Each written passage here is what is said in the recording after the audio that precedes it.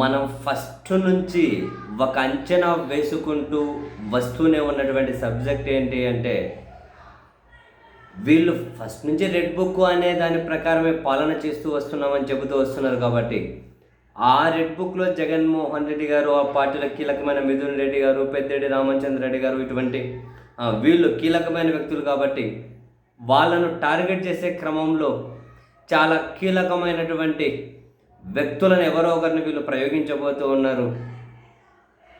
Definitely కొందరి భుజాల మీద తుపాకీ పెట్టి వీళ్ళనైతే ట్రిగ్గర్ చేసి ఎత్తుగడకైతే వీళ్ళు తెరలేపబోతున్నారు అని చెప్పి అంచనా వేశాం. విజయసాయి రెడ్డి గారు బయటకు వచ్చారు.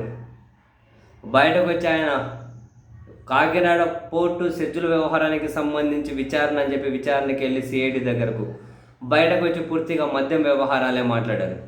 కర్త కర్మక్రియ విక్రాంత్ రెడ్డి అని ఇంకా రకరకాల అన్ని పేర్లు చెప్పుకుంటూ మొత్తం మీద. అండ్ ఇప్పుడు ఆ విజయసాయిరెడ్డి గారి వ్యాఖ్యలు మాట్లాడగానే దాని మీద మనం కొన్ని వీడియోస్ చేసుకుంటూ వచ్చాం.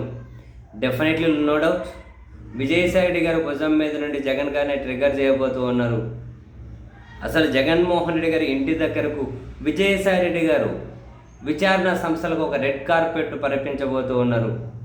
సో అందులో ఏమేమి టర్న్స్ ఉంటాయి, ఎలాంటి టర్న్స్ ఉన్నాయి అనేటివి రాబోయే రోజుల్లో చూడాలి. కానీ బట్ ఈయన ఇచ్చే సమాచారంతో కావచ్చు, లేకపోతే ఈయనను ఏ విధంగా వాడుకోబోతున్నారు అన్నది ఇంకా రాబోయే రోజుల్లో క్లియర్ కట్గా తెలుస్తుంది. బట్ వాడుకోబోతున్నారు అన్నది అయితే నిజం అని చెప్పి మాట్లాడుకున్నాం. అండ్ అంతేకాకుండా రాష్ట్ర విచారణ సంస్థలకు వరకే కనుక పరిమితం చేస్తే ఇదేందో కక్షపూరితం అని చెప్పి ప్రజలు అనుకుంటారు అని చెప్పి కేంద్ర విచారణ సంస్థలు బరిలోకి దిగాలి అని చెప్పి రాష్ట్ర ప్రభుత్వం కేంద్రంలో కూడా వీళ్ళే కీలక భాగస్వామి కాబట్టి రాష్ట్ర ప్రయోజనాల కోణంలో వీళ్ళ పలుకుబడి కేంద్రం దగ్గర ఎంతవరకు ఉపయోగిస్తారో తెలియదు. కానీ కేంద్ర విచారణ సంస్థలను వైసీపీ నాయకుల మీద ప్రయోగించడం కోసం అయితే ఖచ్చితంగా ప్రయత్నాలు జరుగుతూ ఉన్నాయి. వెయిట్ అండ్ సీ అని చెప్పాం. మనం మాట్లాడిన ప్రతి మాట నిజమే అయ్యేటట్లయితే కనిపిస్తుంది. ఇప్పటి వరకు తాజాగా టీడీపీ ఎంపీ, ఈయన వైసీపీ ఎంపీ, తర్వాత ఎన్నికలప్పుడు టీడీపీలో గారు గెలిచారు. ఇప్పుడు టీడీపీ ఎంపీ లావు శ్రీకృష్ణదేవరాయలు తాను తాజాగా పార్లమెంట్లో మాట్లాడిన, లోక్సభలో మాట్లాడిన మాటలు ఆంధ్రప్రదేశ్ మీడియా సర్కిల్లో పెద్ద ఎత్తున అటు సమర్థించే వాళ్లకు, ఇటు వీటిని వ్యతిరేకించే వాళ్లకు పెద్ద ఎత్తున ఒక సెంటర్ పాయింట్ అయి కూర్చున్నాయి. ఆయన మాట్లాడిన మాటలు ఏంటివి? ఆంధ్రప్రదేశ్లో మద్యం కుంభకోణం జరిగింది. ఢిల్లీ మద్యం కుంభకోణం అంటే మద్యం కుంభకోణం కంటే చాలా ఎన్నో రెట్లు పెద్దది. ఇది 18,000 కోట్లు దుర్వినియోగమయ్యాయి. ఆంధ్రప్రదేశ్ 5 ఏళ్లలో ప్రజల సొమ్ము ఆంధ్రప్రదేశ్లో మద్యం రూపంలో వచ్చిన డబ్బు, అందులో 4,000 కోట్ల రూపాయలు దేశం దాటి వెళ్ళిపోయాయి. 4,000 కోట్లు దేశం దాటి వెళ్ళిపోయాయి. కాబట్టి ఈడీ విచారణ చేయాలి. లోక్సభలో టీడీపీ ఎంపీ చేసిన డిమాండ్. ఇదంతా ఏమీ ఆషామాషిగా జరగడం లేదు. మనకు కనిపించేదంతా కనిపించని శక్తులు కొన్ని ఖచ్చితంగా నడిపిస్తూ ఉంటాయి, నో డౌట్. ఇట్లా లోక్సభలో ఈడీ విచారణ చేయాలి అని, 4,000 కోట్లు దేశం దాటి వెళ్ళిపోయాయి అని టీడీపీ ఎంపీనే అంటే ప్రభుత్వం రాష్ట్రంలో కేంద్రంలో వాళ్ళే కదా ఎన్డీఏ కూటమి, తాను డిమాండ్ చేయడం వెనక డెఫినెట్లీ ఒక బ్లూ ప్రింట్ ఉంది, అనుమానం అక్కర్లేదు. దీని స్ట్రెంత్ ఏంటో, దీని వెనక ఏం జరుగుతుందో తెలుసు కాబట్టి వైఎస్ఆర్ కాంగ్రెస్ పార్టీ నుండి పేర్ని నాని గారు లాంటి కీలకమైన వ్యక్తి మీడియా సమావేశం పెట్టి శ్రీకృష్ణదేవరాయలకు కౌంటర్ ఇచ్చారు. వైసీపీలో ఉన్నప్పుడు నీకు ఇవన్నీ కనిపించలేదు అని చెప్పి మొత్తం మీద అయితే శ్రీకృష్ణదేవరాయలని కౌంటర్ చేసి, ఇప్పుడు శ్రీకృష్ణదేవరాయలు అప్పుడు ఎంపీగా ఉన్నారు వైసీపీలోని. సో అప్పుడు వాళ్ళ పార్టీలో ఉన్న వ్యక్తితోటి ఇప్పుడు ఇవన్నీ మాట్లాడిస్తున్నారు టీడీపీలో ఉన్న ఈ ఎంపీతోటి, అప్పుడు వైసీపీలో ఉన్న ఎంపీ. అండ్ ఇవన్నీ మనం చుక్కలు కలుపుకుంటూ పోవాల్సిందే. ఇప్పుడు డిమాండ్ చేశారు. నెక్స్ట్ దీని మీద ఇక్కడ రాష్ట్రంలో ఏదో ప్రాథమికంగా విచారణ చేసినట్లు చేస్తారు. ఈ విషయంలో ఇప్పుడే కొందరిని అరెస్ట్ చేసి ఉన్నారు. వీలైతే నెక్స్ట్ ఇంకొకరిద్దరిని అరెస్ట్ చేస్తారేమో.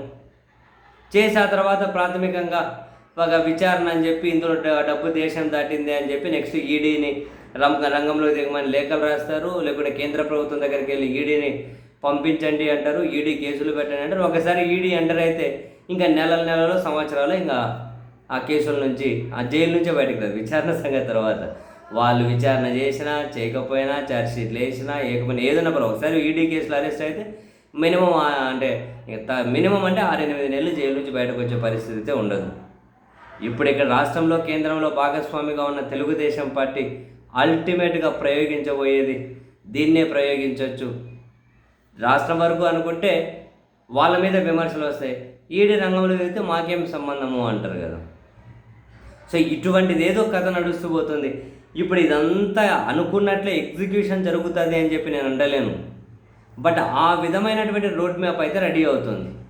అందుకే అన్న ఇంతకు ముందే చెప్పా, జగన్ గారి ఇంటి వరకు రోడ్ మ్యాప్ రెడీ అయింది. ఎక్కడ ఏ టర్న్ ఉంటుంది, ఎక్కడ ఏ మలుపు ఉంటుంది, ఏ టర్నులో ఏ మలుపులో ఎవరు ఉపయోగపడతారు, వాట్ అనే సంగతి అంతా రాబోయే రోజుల్లో తెలియాలి. మొత్తం మీద మద్యం వ్యవహారానికి సంబంధించి ఈడీని రంగంలోకి దించాలి అని చంద్రబాబు నాయుడు గారి నేతృత్వంలోని సర్కారేముంది, చంద్రబాబు గారు, లోకేష్ గారు వీళ్ళైతే 100% అనుకుంటూ ఉంటారు. ఇప్పుడు అంతలేని ఈ ఎంపీ పార్లమెంట్ లోక్సభలో ఈ విషయాన్ని మాట్లాడారు. విజయసాయి రెడ్డి గారు మొన్న ఆ విషయాలు బయటకు వచ్చి మాట్లాడారు. ఇవన్నీ చుక్కలు కలపాల్సిందే. ఒకవేళ నిజంగానే ఈడీ రంగంలోకి దిగి నిజంగానే వైసీపీ ముఖ్య నేతలను కనుక ఈడీ టార్గెట్ చేసి నిజంగానే జైలు పాలు చేసే పరిస్థితి వస్తే మరి వైఎస్ఆర్ కాంగ్రెస్ పార్టీ వీటన్నిటిని ఎంత సమర్థవంతంగా తట్టుకొని నిలబడగలుగుతుంది అన్నదైతే డెఫినెట్లీ చాలా పెద్ద ప్రశ్ననే. చూడాలి ఏం జరుగుతుందో, ఏం జరగబోతుందో. బట్ ఒక ఇంట్రెస్టింగ్ రాజకీయ ఆట అయితే త్వరలో ఆంధ్రప్రదేశ్లో మొదలు కాబోతుంది.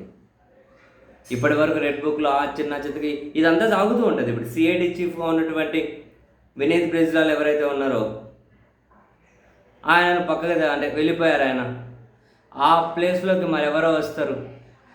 వచ్చిన తర్వాత వైసీపీలో మరో కొందరు ముఖ్య నేతల మీద డెఫినెట్లీ సిఐడి కేసులు, స్కామ్లను ఇవన్నీ ఏదో ఒకటైతే కొందరు ముఖ్య నేతలను టార్గెట్ చేస్తారు. సో రాష్ట్రానికి సంబంధించినటువంటి వైసీపీలో ఉన్న కొందరు ముఖ్య నేతలను సిఐడితో టార్గెట్ చేయించుకుంటూనే మిథున్ రెడ్డో, జగన్మోహన్ రెడ్డో మరో కీలకమైన వ్యక్తులు ఎవరైతే ఉంటారో వాళ్ళ మీదనే ఈడీని ప్రయోగించడం కోసం డెఫినెట్లీ ప్రణాళిక అయితే రచిస్తూ ఉంటారు. ఈ మొత్తం ఎపిసోడ్లో బీజేపీ ఎలాంటి పాత్ర పోషిస్తుంది, కేంద్ర ప్రభుత్వం ఎలాంటి పాత్ర పోషిస్తుంది, తెలుగుదేశం పార్టీ అడిగిన ప్రతిదానికి కేంద్ర సహకారం ఏ విధంగా ఉండబోతుంది, ఇవి ఇంపార్టెంట్ ప్రశ్నలు. సో వేచి చూద్దాం సమాధానాల కోసం అయితే.